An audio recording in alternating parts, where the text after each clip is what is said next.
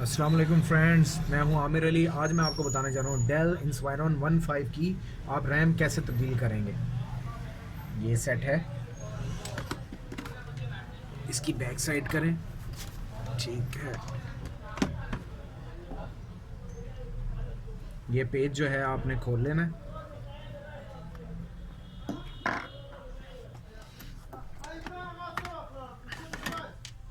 ये क्लिप हैं, इन्हें आप साइड पर दबाएंगे, ये ऊपर हो जाएगी। इसे दूसरी रैम जो है वो आप लगा कर बंद करें।